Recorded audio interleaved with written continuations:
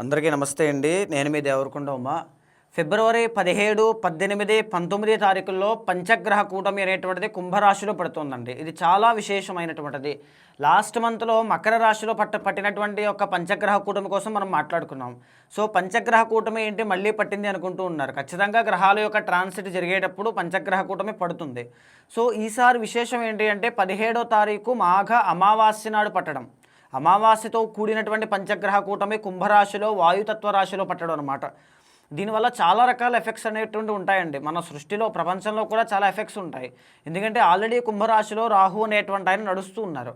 So ఆ రాహుతో పాటు రవి, తర్వాత బుధుడు, తర్వాత శుక్రుడు అండ్ చంద్రుడు, ఈ 4 గ్రహాలు ఎప్పుడైతే కలుస్తూ ఉన్నాయో రాజకీయాల్లో ఏదైనా పెనుమార్పులు వచ్చే అవకాశాలు కానీ, గాలి ద్వారా వచ్చేటువంటి అనారోగ్య సమస్యలు, ఎగ్జాంపుల్ కరోనా వైరస్ కూడా గాలి ద్వారా వచ్చేటువంటివి అండి.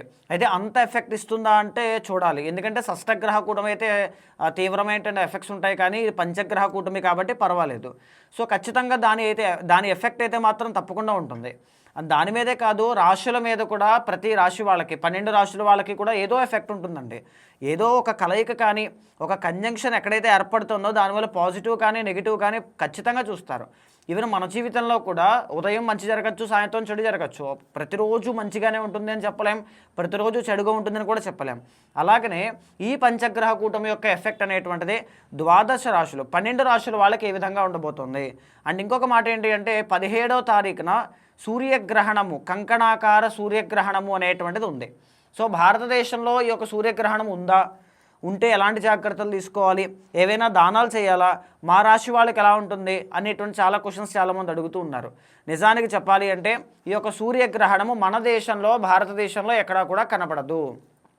మనం ఎలాంటి నియమాలు కానీ, పరిహారాలు కానీ, దానాలు కానీ, జాగ్రత్తలు కానీ పాటించాల్సిన అవసరం లేదు. యథావిధిగానే మన జీవనశైలి అంతా మామూలుగా ఉంటే సరిపోతుంది. అయితే ఏ ఏ దేశాల్లో ఉంటుంది, మరి మన వాళ్ళు వేరే దేశాల్లో కొంతమంది ఉంటారు కదా, వాళ్ళకైనా ఉపయోగపడుతుంది. కాబట్టి సౌత్ అమెరికా అండి, south Argentina, south Africa, Antarctica. బాగా మళ్ళీ చెప్తున్నాను చూడండి, south America, south Argentina, south Africa, Antarctica. ఈ 4 దేశాల్లో మన తెలుగు వాళ్ళు ఎవరైనా ఉన్నా, ఆస్ట్రాలజీ ఫాలో అయ్యేటువంటి వాళ్ళు ఎవరైనా ఉన్నా, వాళ్ళందరికీ కూడా ఈ విషయాన్ని తెలియజేయండి. మీ వాళ్ళు ఎవరైనా ఉన్నా వాళ్ళు మాత్రం తప్పకుండా గ్రహణం ఉంటే ఎలాంటి నియమాలు పాటిస్తారో అలాంటి నియమాలు తప్పకుండా పాటించాలి. గ్రహణ సమయంలో ఎలాంటి నియమాలు పాటించాలనేటువంటిది కావాలి అనుకుంటే తప్పకుండా నేను సపరేట్గా ఒక వీడియో చేస్తాను చూడండి. సో ఈ వీడియోస్లో ఏంటి అంటే 12 రాశుల వాళ్ళకి ఎలాంటి ఎఫెక్ట్స్ అనేటువంటివి ఉంటాయి, 12 రాశుల వాళ్ళకి పంచగ్రహ కూటమి ఎఫెక్ట్ ఏ విధంగా కనబడుతుందో ఒక్కొక్కటిగా మనం చూద్దామండి. మరి 12 రాశుల్లో కర్కాటక రాశి వాళ్ళకి పంచగ్రహ కూటమి యొక్క ఎఫెక్ట్ ఏ విధంగా కనబడుతుంది, ఎన్ని గ్రహాలు అనుకూలిస్తున్నాయి, ఏ స్థానంలో పడుతుంది, ఎక్కడెక్కడ జాగ్రత్తగా ఉండాలి. మనం చూస్తే కర్కాటక రాశి వాళ్ళకి అష్టమ స్థానమైనటువంటి కుంభరాశిలో ఈ పంచగ్రహ కూటమి పడుతుందండి. అష్టమంలో ఆల్రెడీ రాహు ఉన్నారు. కర్కాటక రాశి వాళ్ళంటే తెలిసిందే కదా మీకు, అంటే అస్తమాను సెన్సిటివ్గా, ఎమోషనల్గా ఆర్ కేరింగ్ ఎక్కువగా ఉండి ఆర్ చాలా మంచివాళ్ళు, అతి మంచివాళ్ళు. ఆ అతి మంచితనమే వాళ్ళని ఇబ్బంది పెడుతూ ఉంటుంది. మెనీ ఆఫ్ పీపుల్ కర్కాటక రాశిలో జన్మించినటువంటి విమెన్కి మెరిటల్ లైఫ్లో ప్రాబ్లమ్స్ అనేటువంటివి ఎక్కువగా రావడం, డిస్టర్బెన్సెస్ రావడం, పీస్ ఆఫ్ మైండ్ లేకపోవడం, ఇలాంటివి ఎక్కువ. దీనికి తోడు అష్టమంలో రాహు ఆల్రెడీ ఉన్నారు. యాంగ్జైటీ ఇష్యూస్ చాలా ఇబ్బంది పెడుతూ ఉంటాయి, అంటే మానసికంగా ప్రశాంతంగా ఉండనివ్వవు అనమాట వాళ్ళని. సో ఇక్కడ ఏంటి అంటే అదే అష్టమ స్థానంలో రాహు రావడం, అష్టమ రవి యొక్క దోషం ప్రారంభం అవ్వడం. ఎప్పటి నుంచి? అష్టమ రవి యొక్క ఫిబ్రవరి 13వ తారీఖు దగ్గర నుంచి స్టార్ట్ అయిందండి. సో అష్టమ రవి యొక్క దోషం స్టార్ట్ అవ్వడం, అష్టమంలోకి బుధుడు రావడం, తర్వాత అష్టమంలోకి శుక్రుడు అండ్ అష్టమంలోకి చంద్రుడు. ఈ 5 గ్రహాల్లో ఎన్ని గ్రహాలు కర్కాటకం వాళ్ళకి అష్టమంలో అనుకూలంగా ఉన్నాయి, అసలు మొత్తానికి ఎన్ని గ్రహాలు ఉన్నాయంటే 2. అవి కూడా అష్టమంలోకి వచ్చిన తర్వాతనే బుధుడు అండ్ శుక్రుడు అనమాట. సో వీళ్ళు కొంతవరకు పాజిటివిటీని ఇస్తారు, బట్ మిగతావన్నీ కూడా కొద్దిగా జాగ్రత్తగా ఉండాలని నేను చెప్తానండి. ఎందుకంటే బుధుడు అండ్ శుక్రుడు తీసుకోండి. బుధుడు అనేటువంటి ఆయన కర్కాటక రాశి వాళ్ళకి 3rd and 12th lord. 3rd and 12th lord అష్టమంలో యోగిస్తూ ఉన్నారంటే ఎవరైనా కర్కాటక రాశి వాళ్ళు మేము విదేశాలు వెళ్ళాలి, దూరపు ప్రాంతాలు వెళ్ళాలి, అక్కడికి వెళ్ళి చదువుకోవాలి, వ్యాపారం చేయాలి, అక్కడికి వెళ్ళిన తర్వాత ఏదో నేర్చుకోవాలి, నాలెడ్జ్ గెయిన్ చేయాలి, ఆర్ మేము CA చార్టెడ్ అకౌంటెంట్స్లో ఉన్నాం, జర్నలిజంలో ఉన్నాం, ఆర్ లేకపోతే జ్యుడిషియల్ డిపార్ట్మెంట్లో ఉన్నాం, డాక్టర్ ఫీల్డ్లో ఉన్నాం, ఇలాంటి వాళ్ళకైతే చాలా బాగుంటుంది. తర్వాత శుక్రుడు అండి. శుక్రుడిని మనం తీసుకుంటే వీళ్ళకి ఎవరండి కర్కాటకము అంటే 4th, వీళ్ళకి ఎవరండి 4th and 11th lord. So దీనివల్ల కుటుంబపరమైనటువంటి సమస్యలు ఏదైనా సాల్వ్ అవ్వడం, ఫ్యామిలీ లైఫ్లో మెరిటల్ లైఫ్లో ఉండేటువంటి చిన్న చిన్న ఇష్యూస్ అన్నీ కూడా సార్ట్ అవుట్ అవ్వడం, తగ్గడం, మనస్పర్ధలు పోవడం, చాలా హ్యాపీగా ఉండడానికి ట్రై చేయడం, ఇలాంటివన్నీ కూడా 11th లార్డ్. దీనివల్ల ఏంటంటే ఏదైనా ఒక ప్రాఫిట్ రావడం, ఏదైనా వస్తువులు, ఒక బంగారము, ఒక బట్టలు, వస్త్రాలు ఇలాంటివి కొనుగోలు చేసుకోవడం, ఇలాంటివన్నీ కూడా అనుకూలిస్తారు.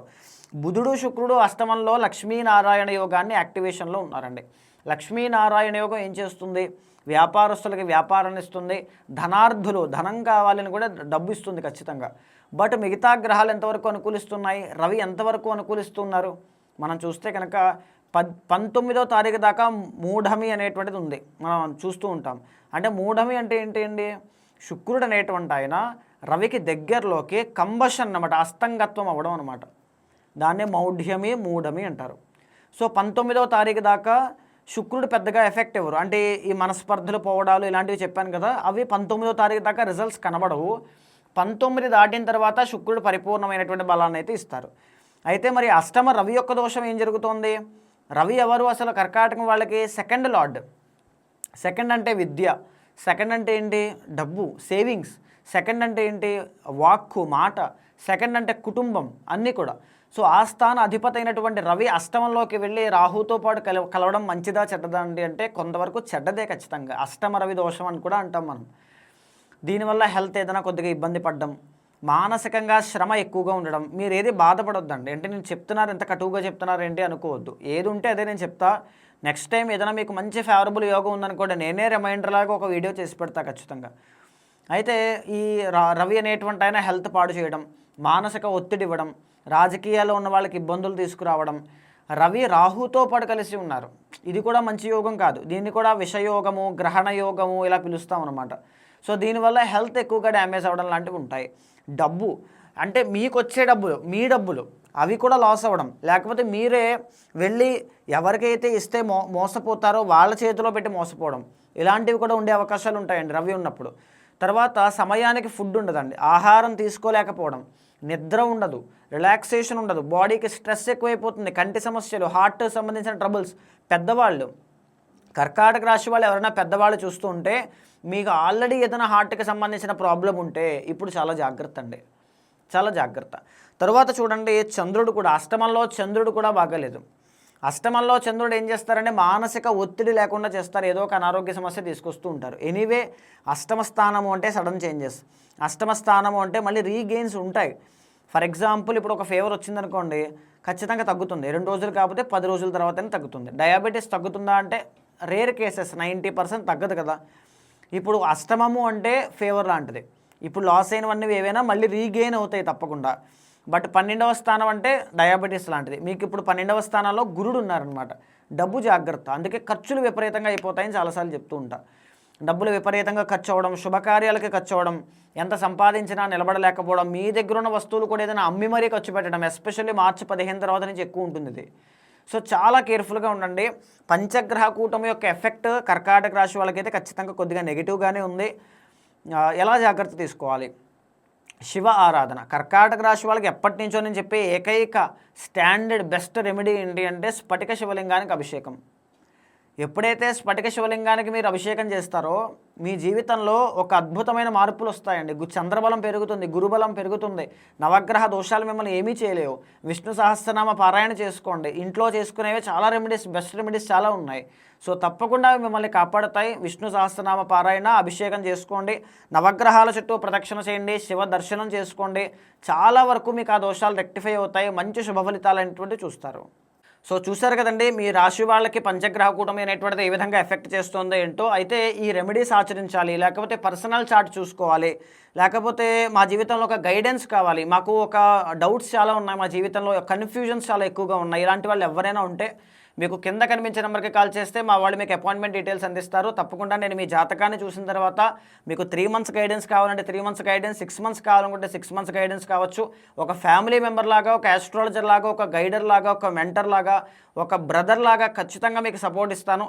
ఎలా చేయాలి, ఏమి ఆచరించాలి, ఏ రెమెడీస్ చేస్తే మీ లైఫ్లో బెటర్మెంట్ కనబడుతుంది, ఏ దారిలోకి వెళ్తే మీరు బెటర్గా ఉంటారు అనేటువంటిది తప్పకుండా నా సపోర్ట్ ఎప్పుడు మీకు అందిస్తాను.